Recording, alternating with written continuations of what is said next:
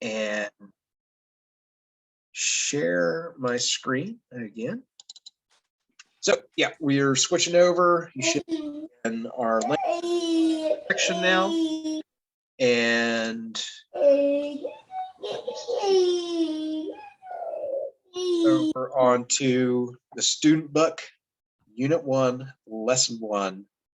And like it says here, determine main ideas and details. So strengthening our reading comprehension. And taking the sweet time to open up here. There we go. And another one of our GED journey stories, this time Fran Lieberwicz. So Fran Lieberwicz, for Fran Lieberwicz, reading was the key to good writing. Lieberwicz truly began to hone her craft after she left high school without her diploma. She learned the mechanics of strong storytelling by reading the work of others. Often, as she notes, until I was about 7, I thought books were just there like trees. When I learned that people actually wrote them, I wanted to too. Lieberwicz ultimately pursued and obtained her GED certificate and worked a number of odd jobs before landing a position as columnist at the magazine Interview. She also wrote for other magazines such as Mademoiselle before venturing into books. Her first book, a collection of essays called Metropolitan Life, was published in 1978. That effort was followed by Social Studies in 1981. Through those works and others, Lieberwicz became known for sharp-witted commentaries on human nature. Reviewers referred to her dry and sarcastic style as urban cool. However, for more than a decade, Lieberwicz suffered from writer's block. During that time, she gave lectures and even guest starred on television series such as Law and Order.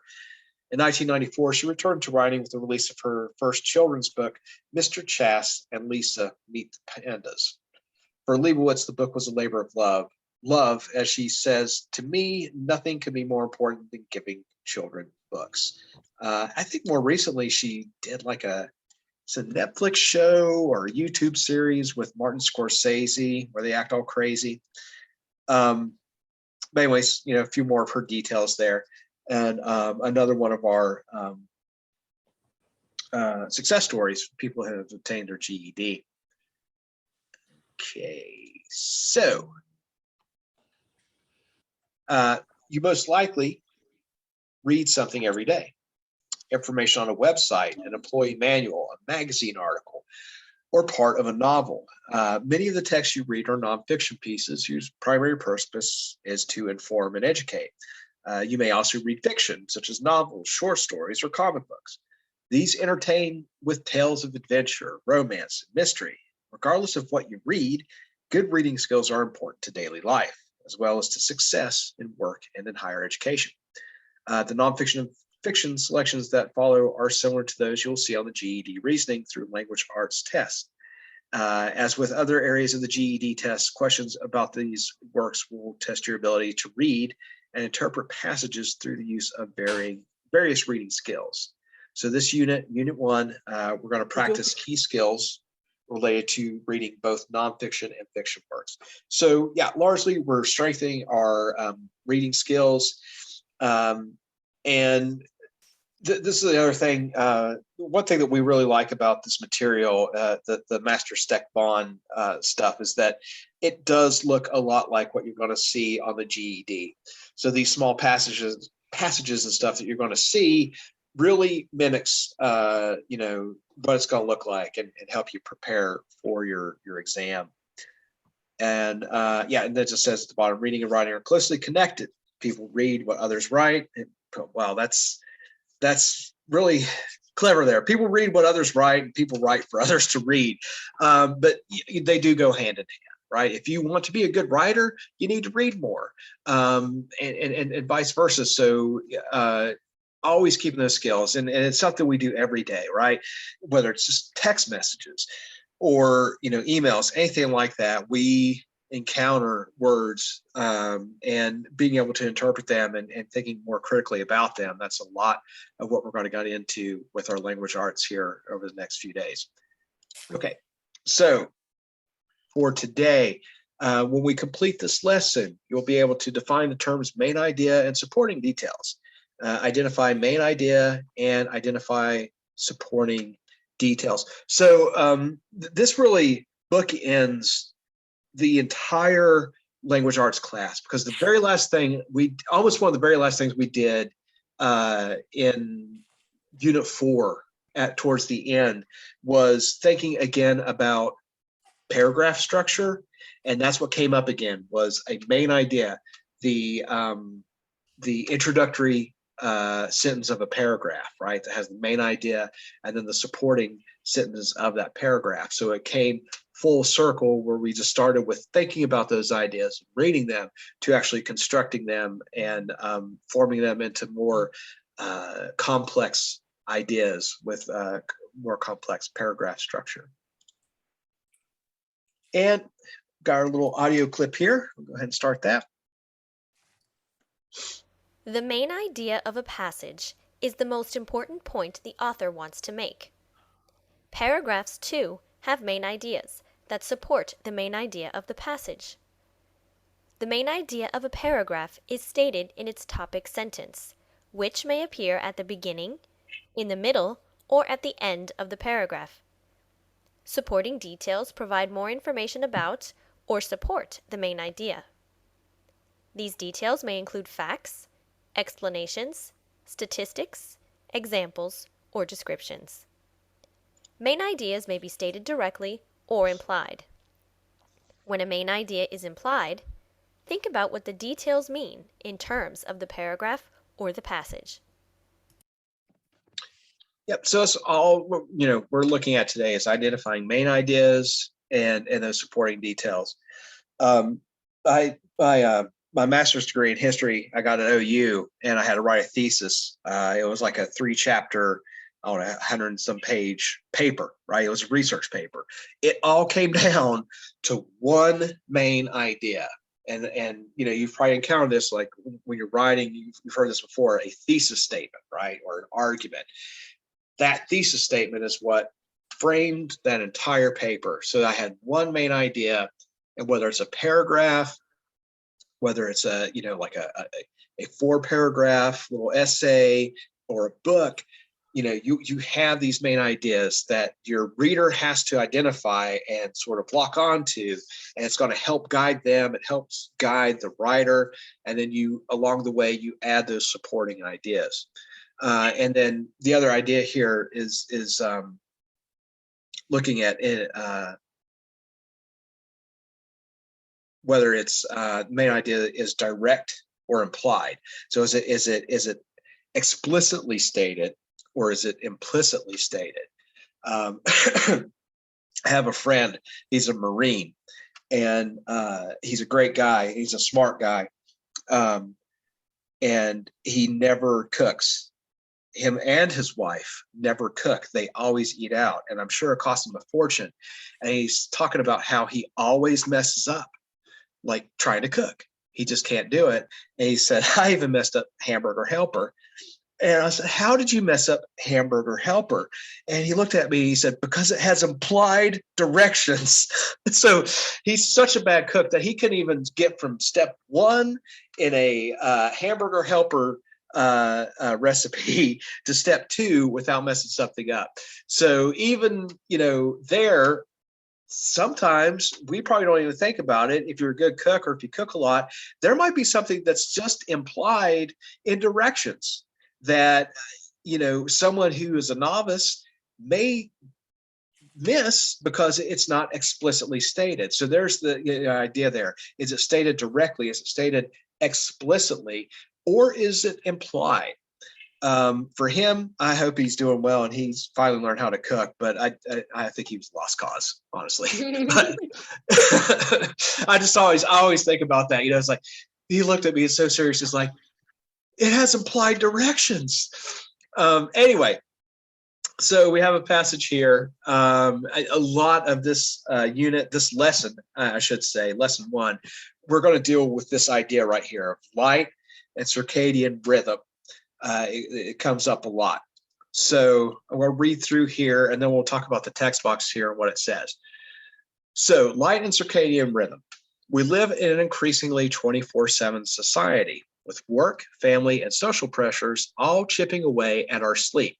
Couple this with long work hours, shift work, chronic caffeine use, and exposure to the glow of computer screens late into the night, and it may be much more than sleep that suffers.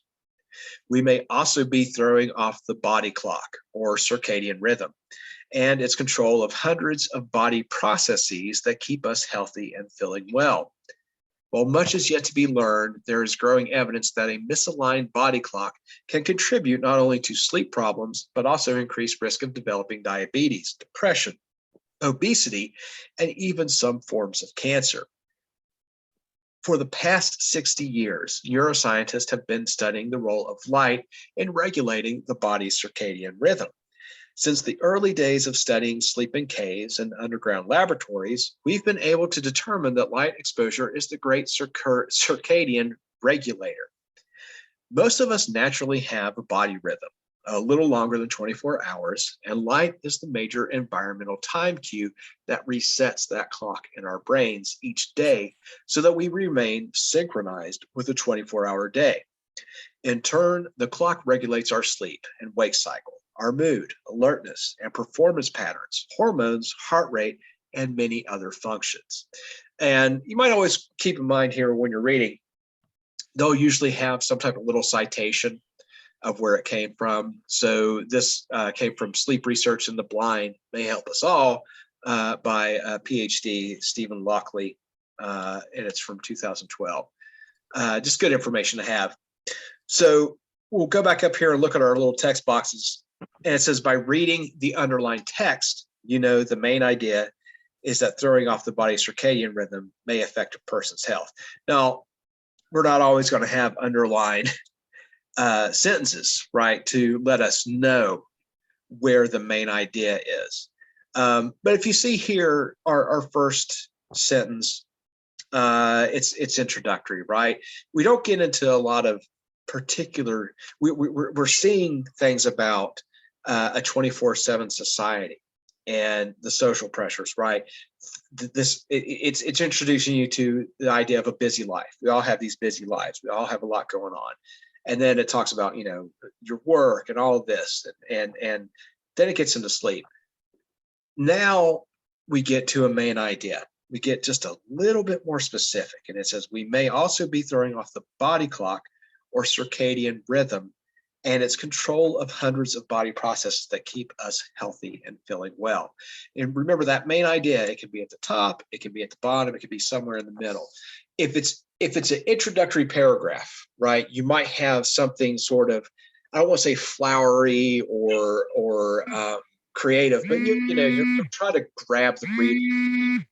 And with that, then you'll lead into the main idea.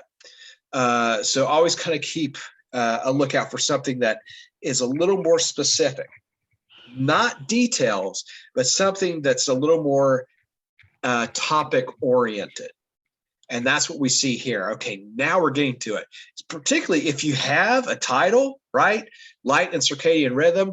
Okay, we see now in that third sentence where it's underlined, okay, now we're talking about circadian rhythm. This has got to be the main idea. And then over here, a topic sentence. So the topic sentence makes a broad statement about scientific study of their circadian rhythm. That's our sentence here, right?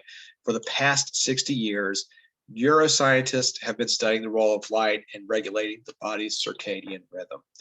And then it goes on to say, the rest of the paragraph supports the topic sentence by providing more information about what scientists have found in their studies of the circadian rhythm.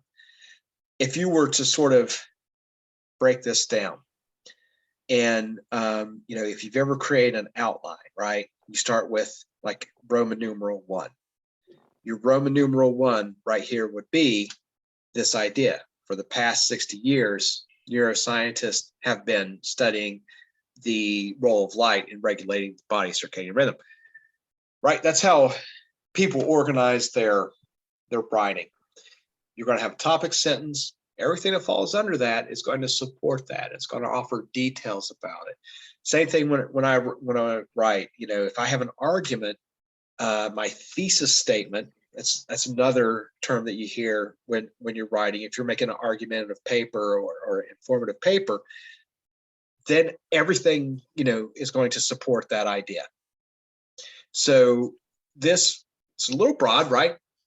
We have for 60 years, neuroscientists have been studying the role of light in regulating the body's circadian rhythm. That's our topic. We're talking about scientists, we're talking about circadian rhythm, we're talking about research. And then as you see, as it goes on, we get information about that. We get information about how the circadian rhythm works. It's longer than a 24-hour clock, but the exposure to light helps us reset it. And if any of you guys, we just went through the time change, didn't we? Mm-hmm. Yeah. Yep, everybody's circadian rhythm is thrown off right now because we're getting adjusted to that. That's why everybody hates the time change, is because of this thing. I would really like this passage, and we're going to talk there's some other stuff related to it. I thought it was a really interesting subject to put, for this type of exercise, because I actually learned some things, and I like when that happens. So that closes out the first part. We need to move on now to the second part, which has got the student book with the quiz. If you just scroll which down, answer was that to question 1? this is all lesson 1, right? Yeah. So if you go down to the bottom and it just says next activity, it takes you into the quiz part. So yep, it just slides the screen over. So it'll go to student book, unit 1, lesson 1, determine the main ideas and details quiz. So this is where we have our little warm up of like 5 questions or so. And for any reason, if you backed out of it and you're back on the sort of the drop down boxes, we're at student book, unit 1, lesson 1, determine main ideas and details quiz.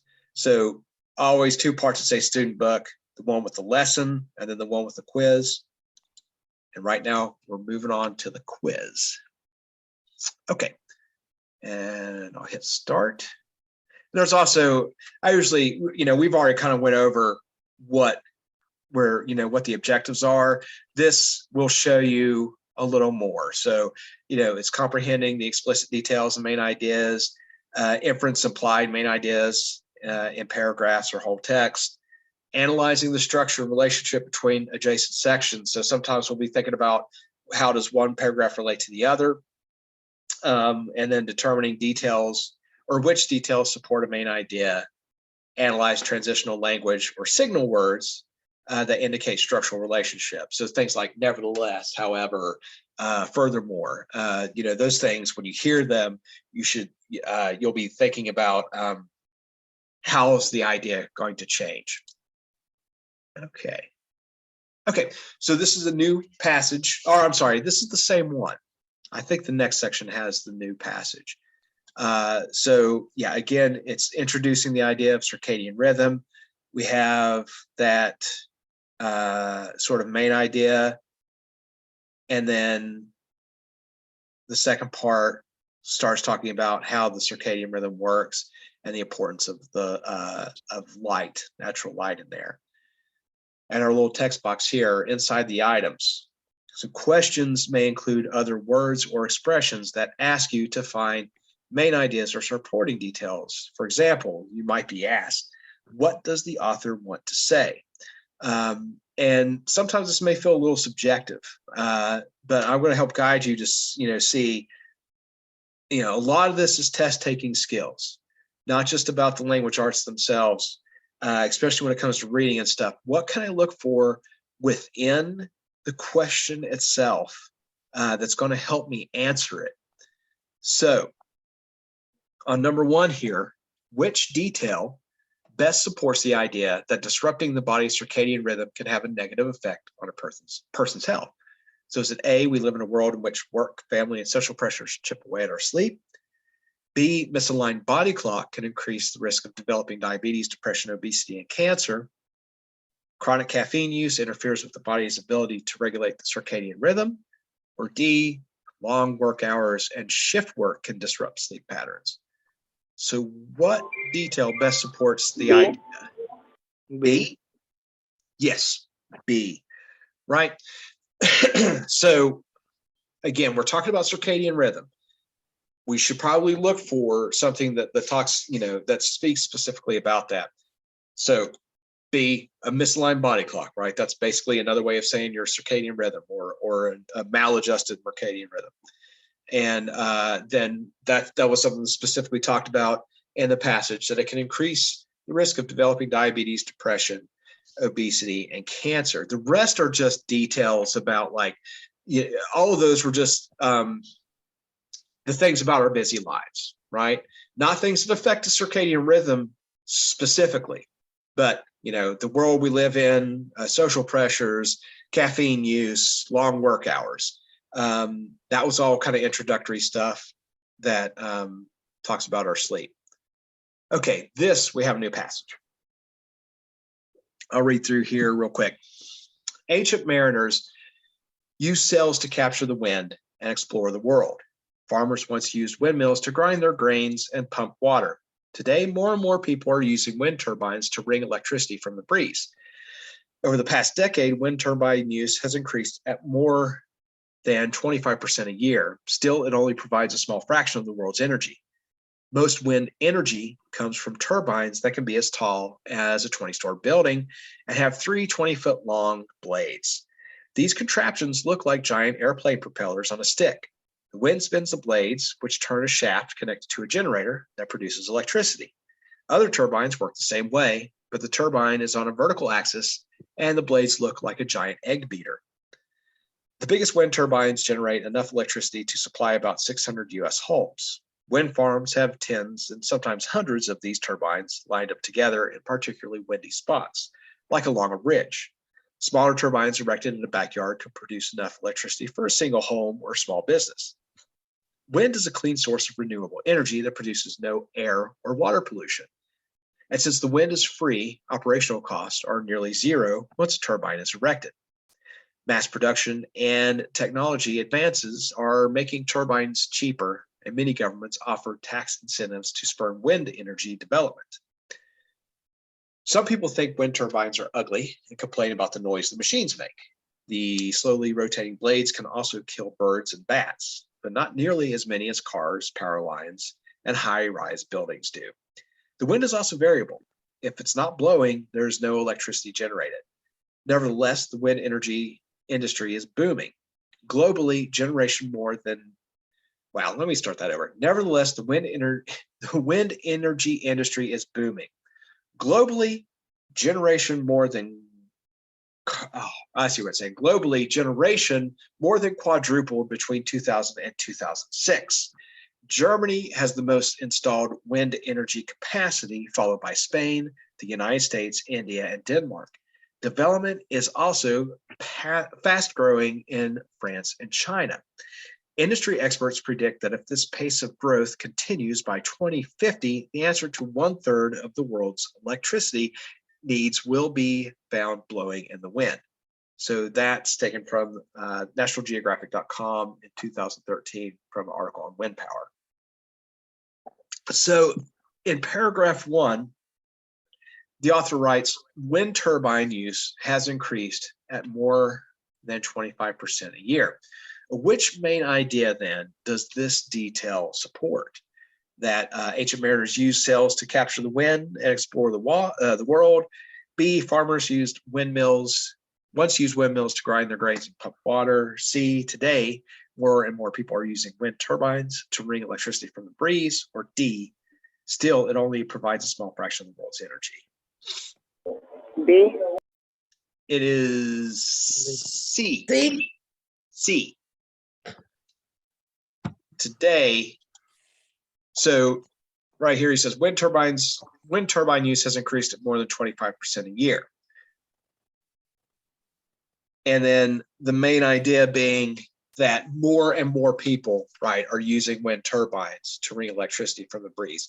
So if that was your your argument or your thesis statement, right, you're telling somebody, yeah, more and more people are using wind turbines. And then you can say, for example, wind turbine use has increased at more than 25% a year. So C is the answer there. Okay, same passage. On to the question. The main idea of paragraph 4 is implied. Which sentence best states the implied main idea? So real D. quick. D? Yeah. Yes, D. Wind energy is environmentally friendly and relatively inexpensive, right? General broad statement, right? If you were to paraphrase, somebody asks you, well, can you paraphrase that? That's the main idea. That sums up what's going on in paragraph 4. Wind energy, environmentally friendly, relatively inexpensive. Everything else there, a little too specific. And not always included in what was in, we don't really talk about taxes and stuff. Well, it does talk about tax incentives, but that's not the main topic. Okay. 4. Which implied main idea do the details in paragraph 5 support? So the next paragraph down after 4. So what's the main idea in paragraph 5? People complain about the noise from turbines. Blades should move faster to avoid killing birds and bats. I don't know if faster is going to help. Wind energy has some negative aspects, or wind power is becoming more popular. I think C. C. Yeah, right. Because that's also a part of writing. You can't ignore rebuttals, right? If you're writing a research paper and something like this, it's very positive about wind energy, right? The whole thing is like it's on the rise, it's clean, it does this, it does that. But there's a lot of people who say, well, like in paragraph 5, some people complain about they're ugly and they make too much noise. You may have heard this before. Oh, it kills a bunch of birds and bats. It's bad. It's bad for wildlife. So you got to address that if you're writing like research. What are people going to say in response to your writing? You need to think about that. So C, wind energy, it has some negative aspects. That is the implied main idea there. And that's how you'd paraphrase it, right? If somebody asks you about what's going on in paragraph 5, that's what you would say. And then finally here on number 5 for this one, how's the information in paragraph 6 relate to the information in paragraph 5? So the word nevertheless, right, starts the sentence. So is it the word nevertheless in the topic sentence contradicts the details in the previous paragraph? Do the details in paragraph 6 support the main idea of paragraphs 5 and 6? Do the details in paragraph 6 directly support the topic sentence of paragraph 5? Or does the word nevertheless in the topic sentence indicate that the details do not support the main idea?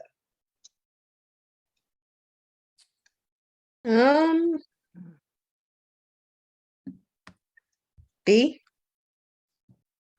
I would say C. It's A. So the number 4, that paragraph 4 is the oddball, right? Because it's the one that talks about, I'm sorry, not paragraph 4, paragraph 5. That's the one that talks about, the negative aspects of wind energy. It's the only one that does that. So what we're talking about there, those signal words, when you see transition words and stuff. So boom, nevertheless, that's a transition. It's telling you, oh, something's changing, right? Or, something like moreover, oh, we're adding information, but, however, nevertheless, that means that they're adding contrast, right? There's a great quote it's from Game of Thrones. And it was something like, anything before the word but doesn't really matter, right? So anybody that's going to use a but statement, they're, so sometimes it'll be like a compliment, it's like, I really like your car, but the collar's awful or something. It adds contradiction, or in this case, it's contradicting. It adds contrast. So A, when you see that word, right, you pause. It's like, okay, something's going to change here. So in this case, that word, nevertheless, it's adding contrast. It's getting ready to introduce a statement that contradicts what came before it. And with that, so our little section here, we had number 1 was B, number 2 is C, Number 3 was D. 4C. 5 is A. And that is the quiz. We'll move on to the workbook. So I'm going to submit the answers here. We should get all green checks as I go down. Yeah, green check, green check, green check. Okay. And now we'll slide over to the next activity down at the bottom of the screen. This will be the workbook. That's our last section for the day. I think we'll have plenty of time to get through here. I think there's about 13 or 14 questions for this. Same thing. We're going to read a couple passages. I think we get back to the circadian rhythm stuff here in a minute. And it's just following up again, right? Main idea, most important point of the passage. We add supporting details to that to it, just like it says, it supports that main idea. It adds evidence, it makes that case stronger. And then a main idea can be explicit. You can explicitly state it, or it can be implied. It can be something that the readers are more going to feel intuitively, right? You're going to suspect that it is implicit. And then, as it finishes up there, supporting details such as explanations, descriptions, facts, quotations, or statistics help you determine implicit main ideas. So you have to dig a little bit. You have to use a little more critical thinking if it's an implied idea or implicit, rather than somebody just blurting out explicitly. And a new passage here. We'll go ahead and read through it, and then we'll get to our text boxes. So, sleep-wake disorder. This passage comes right from that same reading as before. What happens to your sleep and circadian rhythms if you can't see light? To answer this question, my colleagues and I at Brigham and Women's Hospital in Boston have studied sleep and circadian rhythms in totally blind patients for more than 20 years. A majority of this population suffers from a little-known but highly disruptive condition called non-24-hour sleep-wake disorder that robs them of the ability to keep in sync with society's 24-hour schedule. Current research to develop a substitute time cue to reset the body clock in this group, if successful, would not only change their lives, but also help understand the mysteries of circadian rhythms and how they impact all of our lives. Without the daily reset that light provides, the body clock essentially runs out on its own internal clock time, usually putting the person to sleep later and later each day. Eventually, sleep is pushed into the daytime, causing overwhelming daytime sleepiness and chronic insomnia at night for sometimes months at a time, before being pushed all the way around the clock and starting all over. Yeah, so, what we introduced the idea before with circadian rhythm, right? We need that light to help reset our internal circadian rhythm. Have any of you guys ever worked at night? Yeah. You ever work a night shift? Oh, man. Work on my shift now. Do you? Oh, I Yeah, feel work for you. from- Basically, when Yeah. I leave here, I'll be going to work until 2 a.m. Oh, I used to work for Panera. I was a baker, and I worked this ridiculous schedule. We worked 80 hours. We worked 2 weeks. We worked 2 40-hour weeks in a row. We got 6 days off, right? But you had to get through 80 hours to get to your 6 days. 10-hour days. This time of year, I never saw daylight. And it wrecked me. It was so hard to ever get adjusted to anything, and just feeling like you never saw daylight. It's rough. And so, it's one of those things I can kind of relate to. It's like, man, yeah, they tell you, working night shifts for long times, it can be hard on you. It can be hard on the body. And I definitely can relate to anybody that has to work night shift. Okay. So right here, this text box, a title often, what I mentioned before, right? A title often gives important clues about the main idea of the passage. The first paragraph of this passage introduces the concept of non-24 hours sleep-wake disorder. So, you always read the title. Don't ever skip a title, because that's going to give you clues as you read into it. And then next up, The topic sentence, I want to reread the topic sentence real quick. Without the daily reset that light provides the body clock, essentially runs on its own internal clock time, usually putting the person to sleep later and later each day. So the topic sentence of the second paragraph answers the question that the author poses at the beginning of the first paragraph. What happens to your sleep and circadian rhythms if you can't see light? And then our topic sentence there tells you, right? It's going to push your sleep back. It keeps pushing it back, pushing it back. If you don't encounter that light, it gets difficult. Okay, so we'll start it up here. We're going to go into the workbook. Okay, same passage, right? What happens to your sleep and circadian rhythms? Second paragraph, without the delay, without daily reset that light provides, the body clock essentially runs on its own internal time clock. Our little test taking tip here. So take note of the topic sentence of each paragraph. In a passage with multiple paragraphs, these topic sentences can lead you to understand the main idea of the entire passage.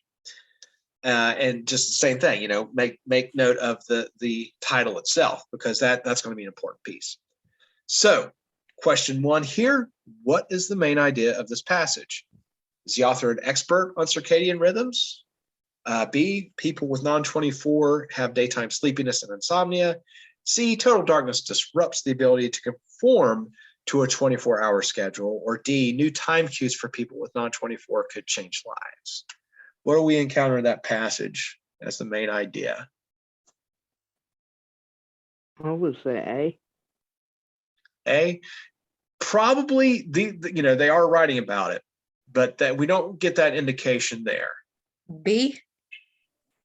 B, pretty close, but we want to go with C, right? Because that is more encompassing, right? Total darkness. We were talking about people who are blind, disrupts the ability to conform to a 24-hour schedule. All that really comes into focus in that second paragraph, right? Okay. And then same passage. So the second paragraph develops the main idea of the first by A, describing how people with non-24 behave in a 24-hour schedule. B, providing details of disruptions to circadian rhythm. C, suggesting how research may help people with non-24. Or D, explaining why light is critical in treating. So second paragraph, you know, what is that main idea that it's helping support? How is it further developed in the second? D. A. A, right? Because we get a description. So providing details of disruption, we're going to see that later, right? And we're not really talking about research, right? So it could be C. A lot of times test taking, you know, is process of elimination. So you hope you get down to maybe 1 to 2, you know, good answers, and you have to sort of tease those out and see which ones work best.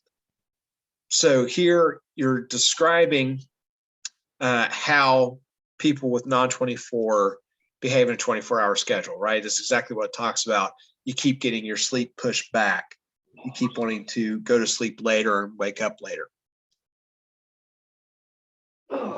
Okay, new passage. Suffers with non-24 hour sleep-wake disorder, which is estimated to afflict up to 95,000 totally blind people in the US, say it's like having never-ending jet lag. They are often so sleepy that they fall asleep in mid-sentence or simply can't get out of bed. They find it extremely difficult to be on time and stay awake at work, attend school, pursue interest, or just plan dinner or drinks with family and friends. Help is on the horizon, however. My institution is involved in one of the largest clinical programs ever undertaken to determine if an intervention other than light can safely and predictably regulate the body clock in totally blind people with non-24. Previously, in much smaller studies, we and others had shown that daily treatment with a synthetic version of the hormone melatonin could reset the circadian clock. Sold as a dietary supplement, melatonin comes in many strengths, preparations, and levels of purity and has not undergone the rigorous safety tests that are required for FDA-approved medications. Determining when to take it or the best dose and preparation to use was tricky and is still not clear. There is an effort underway, however, to test a drug for non-24 that works like melatonin. These studies are designed to determine whether this treatment is effective, how and when it should be taken, and whether or not it is safe.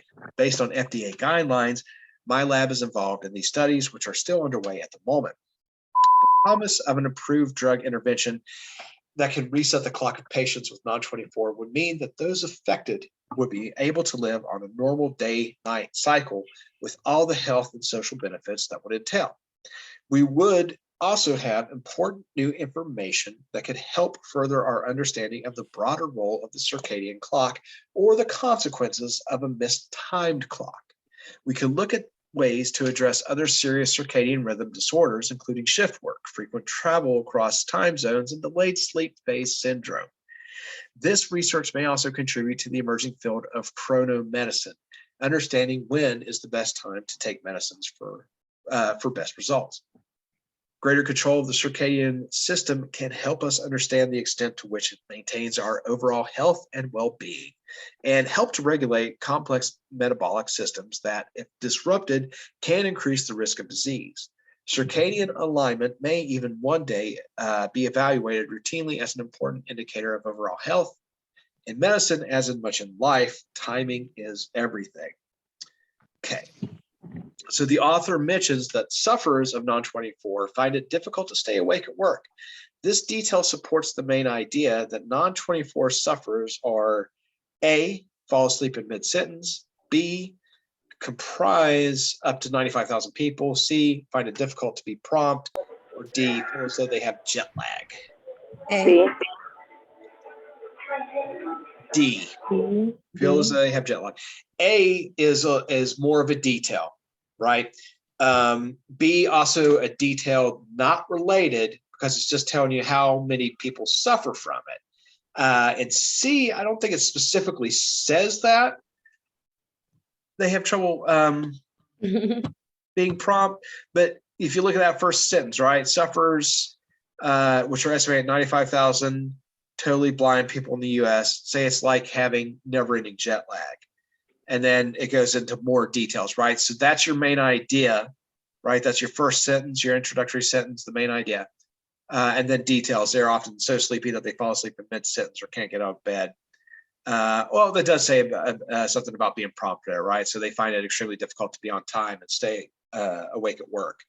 But the main idea is that feel as though they have jet lag. D. Okay. Question 4. Yeah. So what is the main idea of paragraph 2? Okay, yeah, 4. New drugs are being developed to help treat people with non-24. Earlier studies showed that synthetic melatonin could reset the circadian clock. Melatonin has not undergone required tests, and proper strengths have not been determined, or the author's lab is involved in crucial studies into treating non-24. We look back at paragraph 2. Help is on the horizon, however. My institution is involved in one of the largest clinical programs ever undertaken to determine if an intervention other than light can safely and predictably regulate the body clock in totally blind people with non-24. So what does that sound like there? What is the main idea? A. Boom. A. Yeah. New drugs are being developed to help treat. Yep, you guys zeroed in right on it. Okay, same passage for number 5. And here it says the author says there is an effort underway, however, to test a drug for non-24 that works like melatonin. This statement is an implied main idea of paragraph 2, an explicit main idea of paragraph 2, a supporting detail in paragraph 2, or a topic sentence for paragraph 2. So breaking down, how does that fit into the structure of paragraph 2? D. Yeah, B.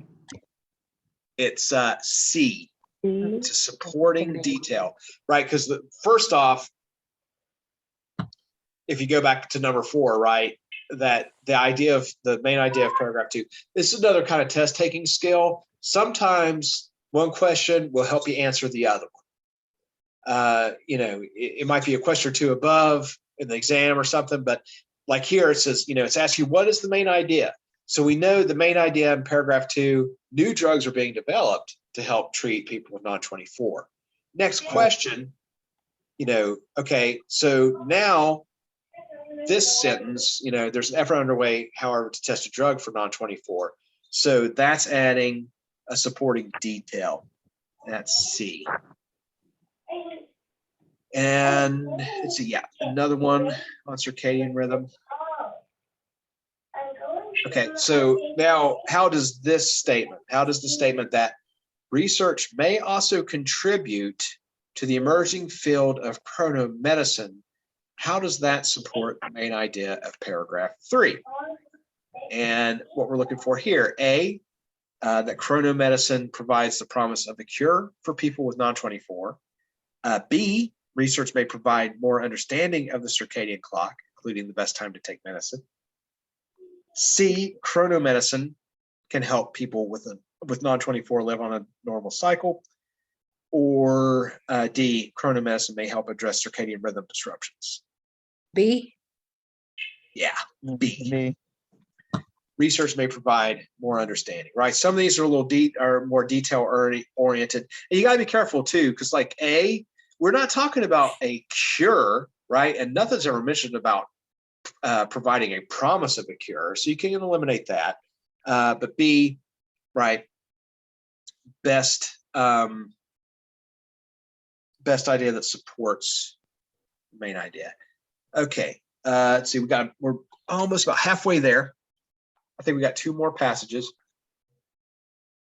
And this one, it's a little funky because it's Teddy Roosevelt in 1899. So before he was president, I think he was governor of New York at that time. Well, no, he might have been vice president.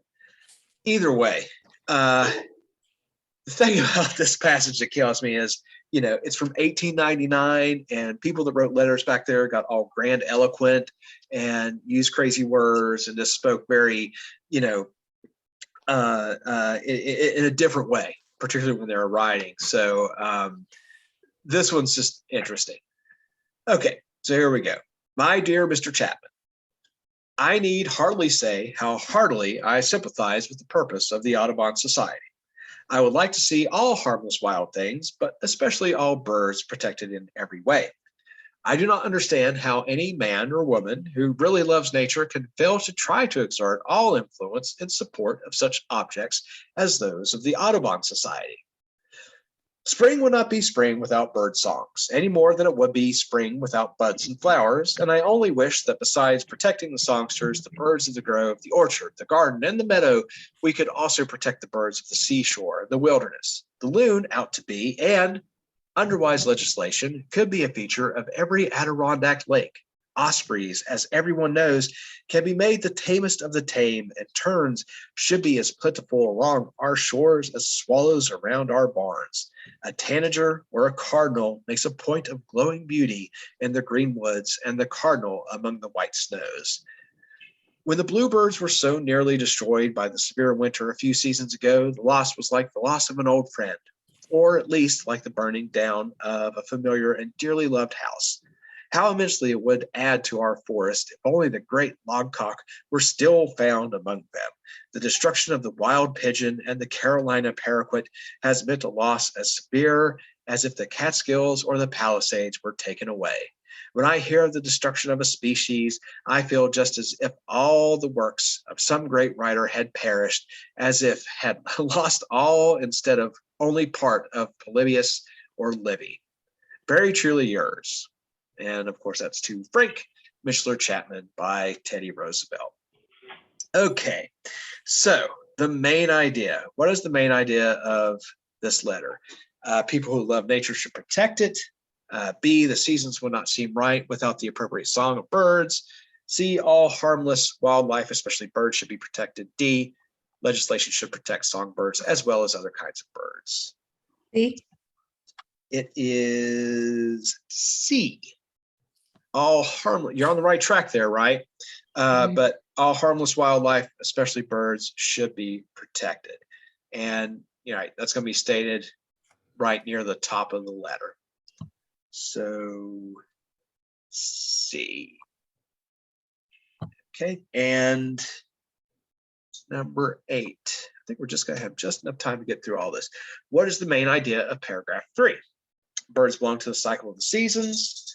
Laws must be made to protect all birds. Seabirds are in great danger. Then meadow and garden birds, or winter birds and spring birds, are equally colorful. So paragraph 3, what is the main idea that A. Ted was talking about? Birds belong to the cycle of season. A. It's A or B? B. Yeah, B. Yeah, A is just not specific enough. That's kind of, he does mention sort of the seasons. He mentions spring and he mentions the white snows and stuff like that. But sort of there in the middle, he talks about legislation. So like the loon out to be, and under wise legislation could be a feature of the Adirondack. So he's talking about protecting all the birds here. Which one are we on? We're on 8. Yeah. So B for 8. And 9. How does the author's comparison of the loss of the pigeon with the loss of the Catskill Mountains support the main idea of the letter? So is it both pigeons and the Catskill Mountains are endangered? Birds are just as important to the environment as larger and grander things. C, neither pigeons nor the Catskill Mountains can protect themselves. Or D, both pigeons and the Catskill Mountains are wild things. B. B. Yeah, that one's a little more common sense, right? Yeah, I mean, this one it kind of helps point you to it, because the other ones get a little silly. So B there. 9. Or I'm sorry, yeah, 9. Was that 9? This is 10. We're moving on to 10, right? Okay. Yeah. It's always weird because sometimes the number comes at the top in some of these, and sometimes it's at the bottom. Okay, so here we're going to talk about implicit ideas. Which sentence states the implicit main idea of paragraph 4? So is it A, the destruction of a species is like the loss of family, environment, culture? B, birds such as the great logcock have added to the beauty of American forest?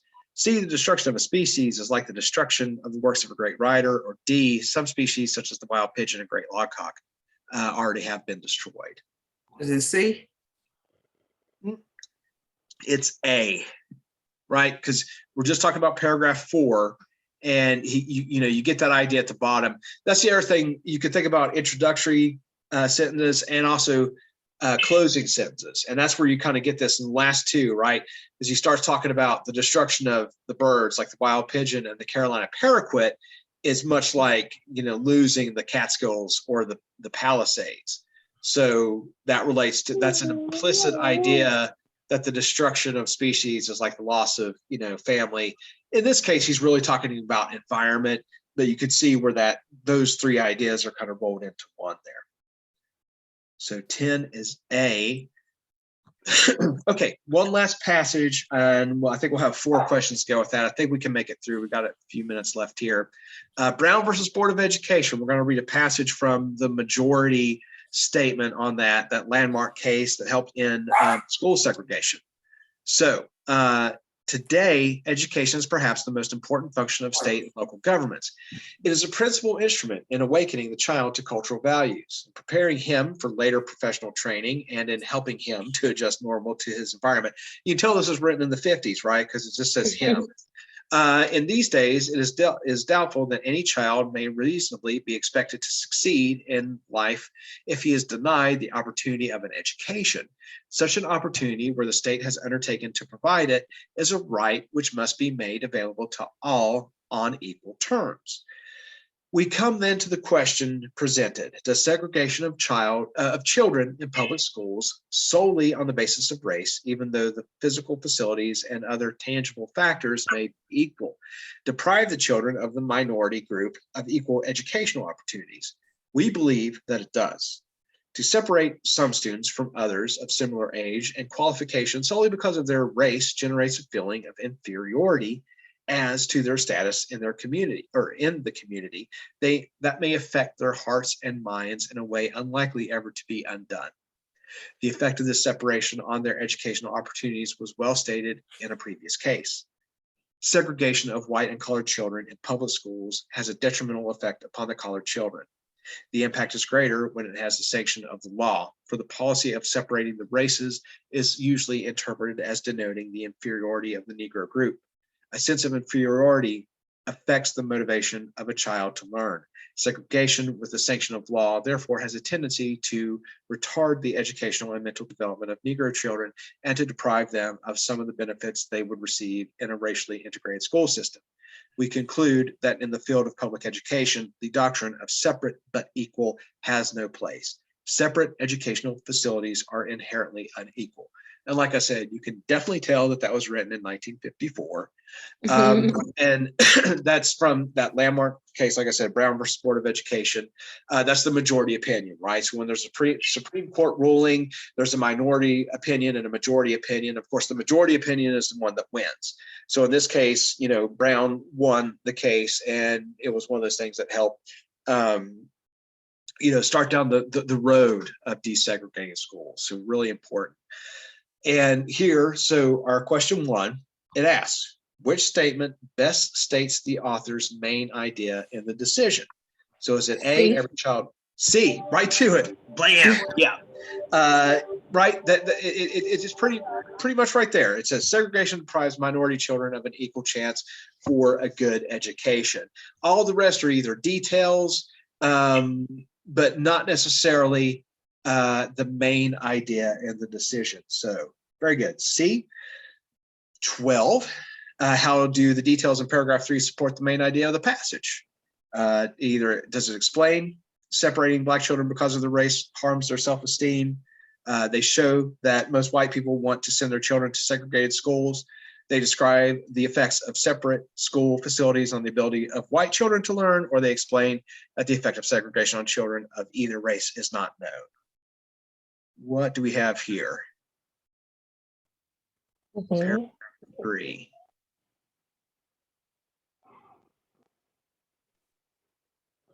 A. A, yeah. This is another one, a little bit of common sense, right? I'm sure, all those white people in Alabama were thrilled to send their children to segregated schools. So, you can rule out B. We know that that's wrong. They describe the effects of separate school facilities on the ability of white children to learn.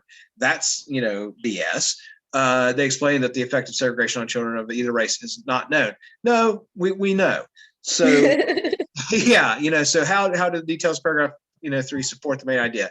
They explain that separating Black children because of their race harms their self-esteem. Okay, 13. Which detail best supports the idea that separating children by race is rooted in racial prejudice? The decision states that A, a sense of inferiority affects the motivation of a child to learn. B, the impact of the policy is greater when it has the sanction of law. C, segregation deprives children of some of the benefits they would receive in an integrated school. Or D, is usually interpreted as denoting the inferiority of the Negro group. What do we have?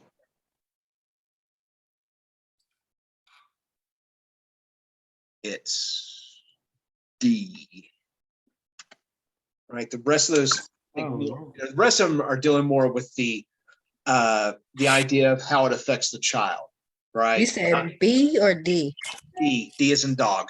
Okay, D. Because the rest pretty much still deals with the idea of how it affects children and why it's segregating. D, though, actually explains why there is segregation, right? And how it is rooted in racism. So D. And yay, our final one for the day, 14. So paragraph 4 states a sense of inferiority affects the motivation of a child to learn. How does this statement support the main idea of the passage? That's it. Children who lack motivation have less of a chance to obtain a good education. B, white children do not learn as well in segregated schools. C, children with a sense of inferiority always drop out of school. D, all children have less of a sense of inferiority in segregated schools. What is D. A. is A? Mhm. Yeah, children who lack motivation have less of a chance to obtain a good education. D is, it's on the same lines, but we want to deal with, we're focusing more on the children who have experienced that, and D sort of thinks about, well, actually, yeah. So it's saying that children who are segregated have less of a sense of inferiority. So it's actually backwards from the idea. So A is correct there. We can hit submit. So yeah, this lesson went a little quicker than social studies,